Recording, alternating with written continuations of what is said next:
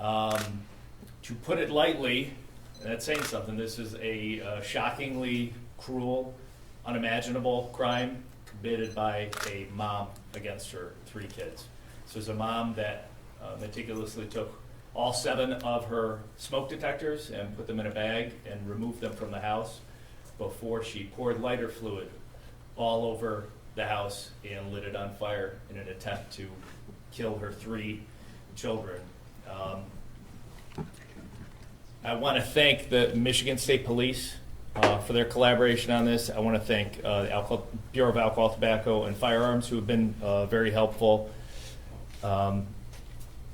especially the Grand Rapids Fire Department. I also want to thank Helen DeVos Children's Hospital, who right now is doing everything they can to save the life of a beautiful, innocent, completely innocent 12-year-old girl who is in extremely critical condition.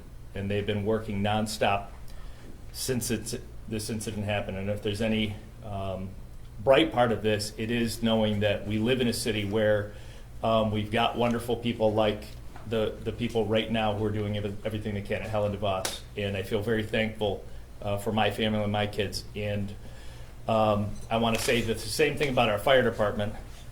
We sometimes have a friendly rivalry.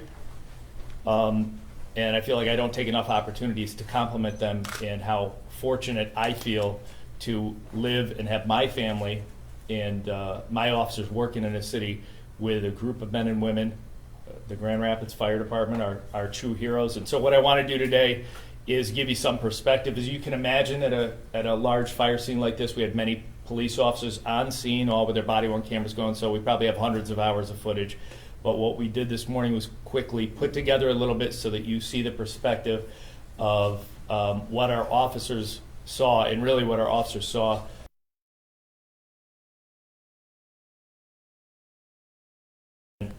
dealing with at the time. So Jen, if you'll, this is about a 5-minute clip, and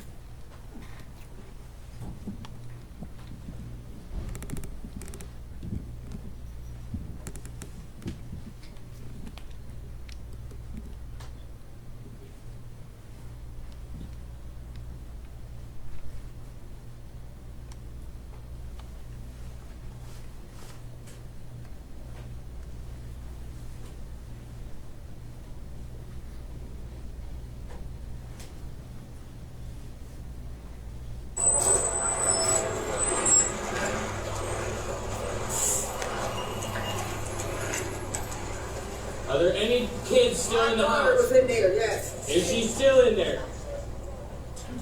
Where is she? Second floor, what corner? Where's her bedroom? Which corner? Shane, there might be still one kid inside on the second floor. If you want eastern codes in both directions. Confirm, that's from fire. Will do. 18, 15, 19, 12, where do you want to block that? We're going to block it, O'Neill.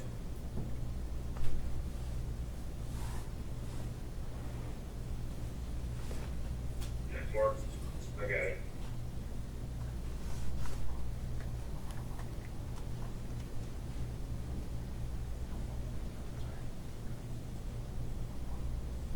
Stay here for me.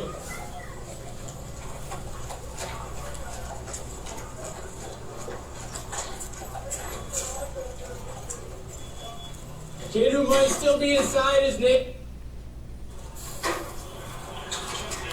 Upstairs.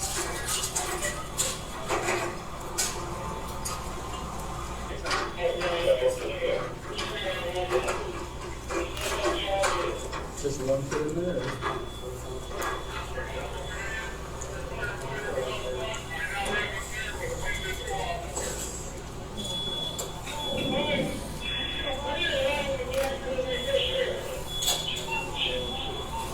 Do we have an ambulance on standby? That's gonna be it. Give me a wet and cold.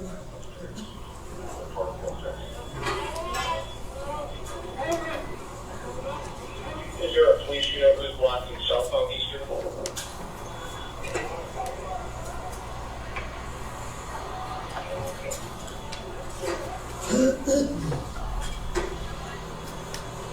In that case, 1818, could you block South Southeastern and let's say Western?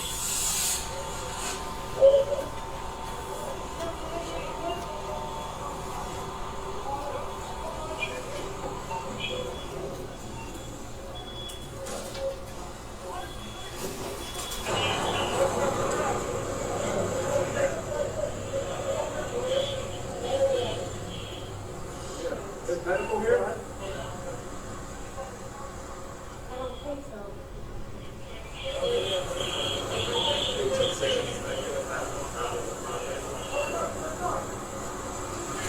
We're going to fire on the Eastern, yes, they are two rigs.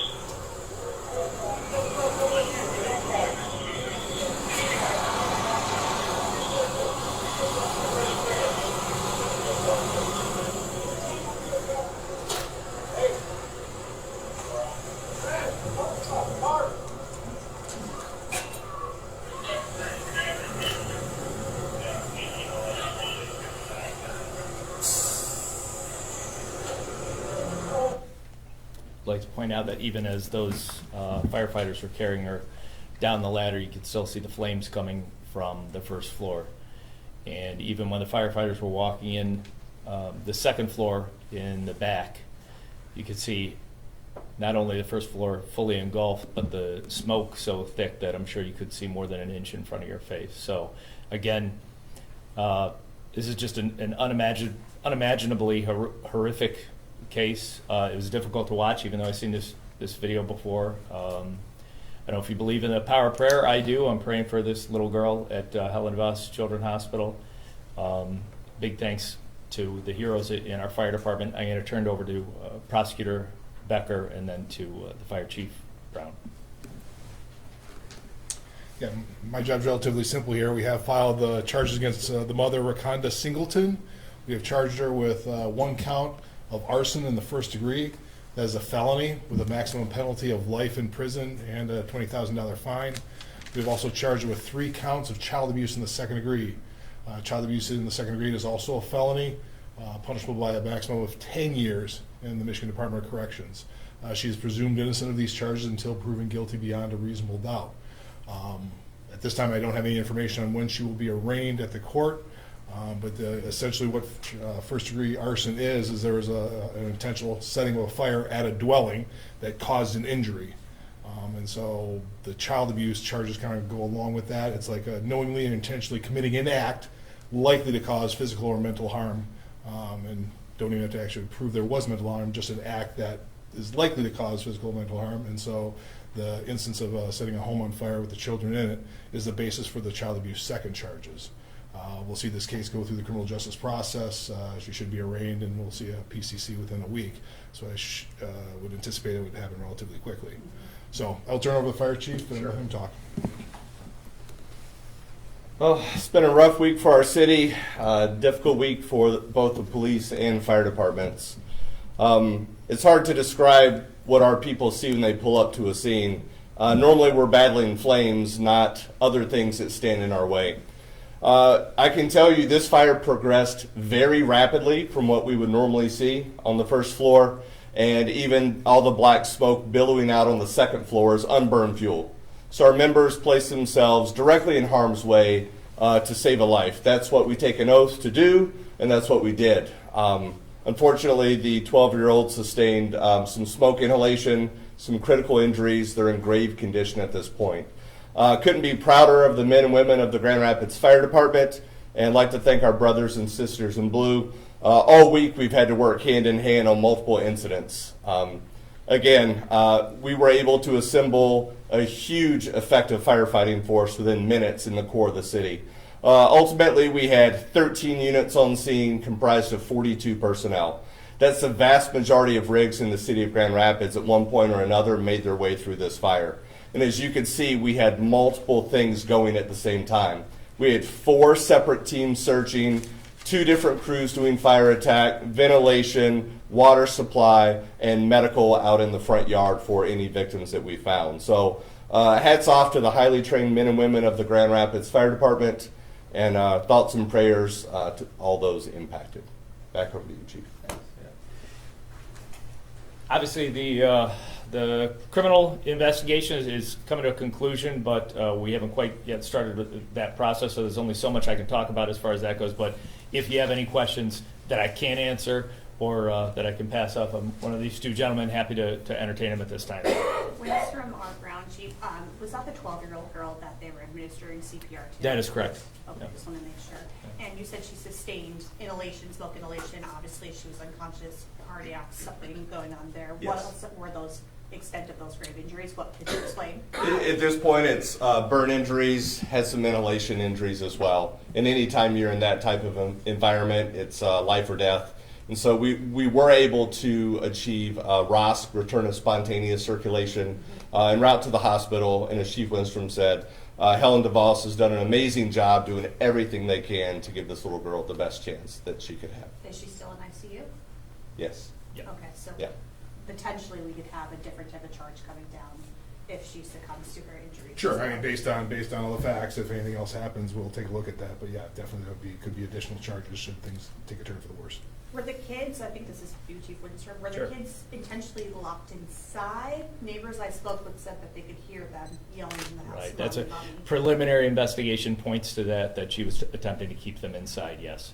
with furniture locked or. I don't have all that information, so I don't know yet. Does she have a history with GRPD? She does have a history with GRPD. I don't believe she has an extensive criminal history, but she was familiar to some of the officers on scene. What about a mental health file that you're aware of? That I'm aware of, I believe that could come into place, but I haven't seen it myself. But she does have one? I have not seen it. I can't confirm that. Okay. No. Is there any motive as to why she did this? I cannot fathom any motive at all. I know Megan just was asking questions about mental health. That's the first thing I go to, that there's mental health issues. I think that's something that will probably play out throughout the criminal justice process, but there's nothing. I mean, this is a mom who tried to murder her 3 beautiful little daughters. I have no idea. And any idea how she started the fire? It looked like if that was her in the beginning of the video, It was looked like her. She wasn't injured at all. Yeah, she was. I believe we took her just to get checked out, and she used lighter fluid. She poured lighter fluid all over upstairs, all over downstairs. I think, and that's a way to start a fire. Where was the bag? Uh, Where was the bag of Smoke The detectors. bag of smoke detectors, I believe, was in the backyard. In fact, while watching the body-worn camera video of some of the cameras, you could see officers walking by. You can hear the beeping. What's the injuries of the younger 2 children? Younger 2 children are not sustaining life-threatening injuries. I believe they both had smoke inhalation. They were both transported to the hospital at this time, but I do know, reviewing the body-worn camera, that our officers and firefighters were having conversations with them at the scene. So I think their prospect for recovery is very good. Has a victim support services been involved with the children? Are able to tell us just kind of what that's looked like? Yeah, well, number one, so CPS is involved because the mother, they were living with the mother. Obviously, she's in county jail, and she tried to kill them. So that's no longer the circumstances. So CPS is involved. Their father is very much engaged in their life. Their father came out that night to the hospital.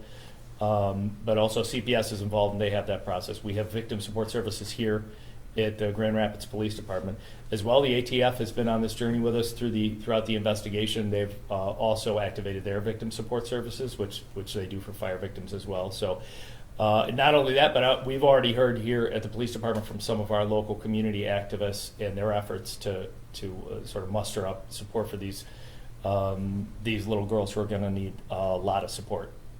Chief Winston, how many calls were made to that house prior to the incident? Have you guys had not even visits with her, but that house? We probably, we probably have those numbers, but I don't believe that house was on our radar as far as, a problem house or a trouble house, something that we're familiar with. I do know that one of the officers that was there had knew her by name and face, and that was vice versa. So I knew they had reacted with each other before, but I don't really think that there's that much of a history for that location.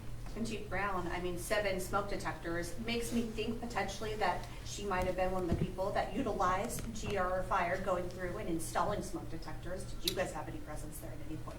Could be. Again, we haven't pulled the records to go back through. We didn't have a strong history at that address either. It wasn't a known address to us, but it is a possibility. Yeah. Was Dad wasn't home at the time? Correct. Yeah, and I don't believe Dad lives at that residence. Were all of the girls in the same location in the house? If 2 of them are okay, was one upstairs, the other 2 downstairs? Right. It seemed like at least 2 were upstairs, and one of them climbed out the window at one point in time, and then back in. So the short answer is they were at different locations. Yes. And the 12-year-old, where was she? She was upstairs.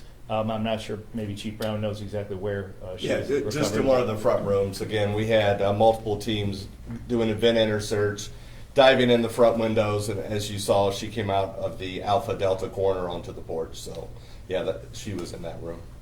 Was the 12-year-old the last one to leave the house, the last of the girls? That's correct. And I mean, to say the last to leave, you could see on the last video that she's carried down. She appears to be very much unconscious, carried down by a firefighter. Some of the videos that I showed before, you see obviously the officer that's running through the snow trying to get information from the mom, and then the in-car camera where you just kind of see the overall view of the fire, and you see those flames that are coming out, 5-10 feet, just flames extending from the house.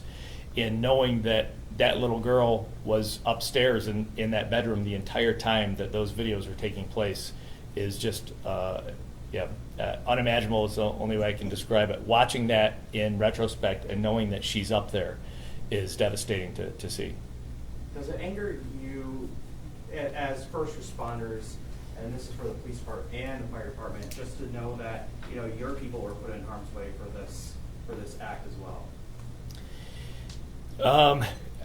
From the police side of things, and the fire definitely was more in harm's way in this case. It's difficult to focus on anything other than this 12-year-old girl. These men and women of the fire department did a phenomenal job, and to see them going in and do what they did is amazing. But they're trained for it, and we're trained to almost be comfortable with the fact as police officers that at any point in time during the job I may have to be hurt or hurt someone else. Being a 12-year-old, this just should not be anything that anyone's ever contemplated in the world, of that my mom is going to start the house on fire while I'm asleep in the bed upstairs. So I think for us, I can speak for us, there's some level of recognition that we sort of accept some dangers in our job. And for me, I'm not going to speak for him, but I'll tell you, we're just focused on this little girl right now. But I'll let you say something too, Brad. Sorry. Yeah. This was no different than the other 2 fires we had previous in the week. As far as how we operate, we always assume someone's inside. We always take an aggressive approach. We always put ourselves in harm's way to do what we can. So for us, back to Chief Lindstrom's point, we're focused on the little girl. This is what we get paid to do, and we do a darn good job of it. So. Do we know if CPS has a file on them, or there's a previous route? For mine, no, there's nothing CPS. And I think when you look at the reports I have, it's a mental health issue.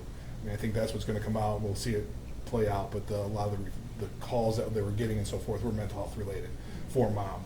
So, but there's nothing, no prior child abuse, nothing prior that would indicate she's, went through some issues, and don't know exactly what those are, but it does appear that there's going to be some sort of mental health issue going on here. Does that impact how you proceed with charges or how you charge?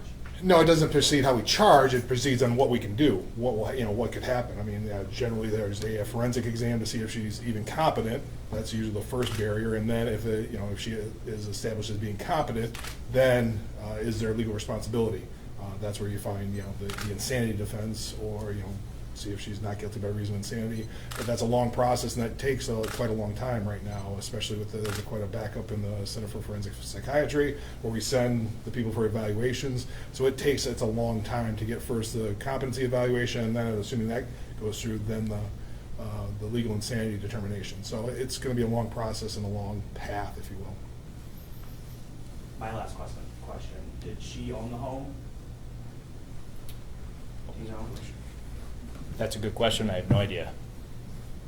Anybody else have a last question since I botched that one? Yes. We see her briefly in the video, at least partially answering questions. Right. Can you speak to her, was she concerned for the children? They were on scene, was she there when they were? I'll just say from what I saw, there was not the concern that you would expect from a mom whose children were in danger. Is she lucid? Seemed to be coherent as far as I could say, but said there's hours and hours and hours of video. There's probably some that I haven't seen, and certainly a lot of people have spoken to her since then. So it's yeah. Drugs or alcohol? Not that I'm aware of. Yeah. This is not necessarily focused on the girl, but for first responders that were on scene, do you guys now have therapists that come in? If you hear little kids crying from inside, I can only imagine the trauma that you're dealing with after the fact. Yep. So we have a critical incident stress management team. We have a department chaplain. We have a fire strong program. And frankly, what helps us usually the most is sitting around the kitchen table with our fellow brothers and sisters and talking through this. Those are screams that will probably live on in many of our heads the rest of our lives. And it's important for us to know how to deal with those. So when we come back to do the job the next day, we're ready to go. Are you talking about screams specifically from this case? Yeah, absolutely. Absolutely. Yeah. Everybody's good? Anybody else? I think All right. we're good. Thanks for coming, guys.